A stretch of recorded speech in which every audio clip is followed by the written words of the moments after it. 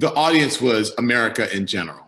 And I wanted to speak to the pain of Black people. So I wanted Black people to understand that I felt, and at the time, I felt their pain, and now am feeling their pain, that I was a living embodiment of what was happening to Black people in this country. So Black people will read this book and say, I get it. Oh, I get it.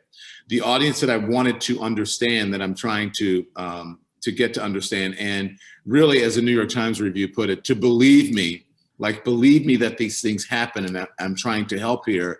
And it's white people, and mostly white Americans, so they could understand the plight of Black Americans in this country. The book came about during the George Floyd killing, and then the protests that resulted from that. And so I was at home. We all were at home in quarantine in the middle of a deadly pandemic.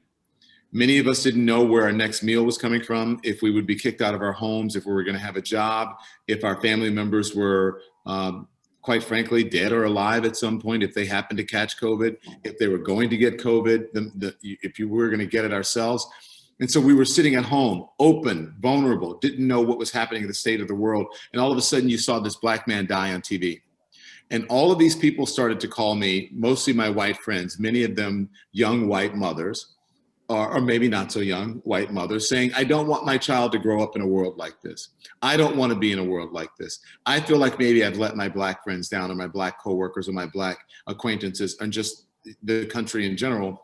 I don't know what to do, Don. And I love you, I know you, so help me. And I said, well, okay. I mean, it was like, I guess I shouldn't have to teach people about things. It's not my responsibility. But then, Khalilah, it was my responsibility, because I'm there every night reporting on it on CNN, and everyone is watching, and they're listening to what I say, and they're seeing the events unfold, and they saw a person die in front of their very eyes. And so after I answered a lot of letters, a lot of emails, a lot of phone calls, I said, you know what? I'm going to write this book. And what was the most inspirational and life-altering book for me? It was The Fire Next Time. Who is inspiring me right now, and I think who is speaking through me in this moment? I feel it's James Baldwin. And I have a great nephew at home who is about the same age as Baldwin's nephew when he wrote The Fire Next Time. And he started The Fire Next Time with a letter to his nephew, which was 100 years after the Emancipation Proclamation. And so while we were going through this event, I said, well, you know what? I want to show my great nephew how much I love him. There are two of them. One who was old enough to understand, I can't be with him. I can't spend time with him. I can't love on him, right? Right. I'm going to sit down and write this letter, and this letter is how I'm going to start my book.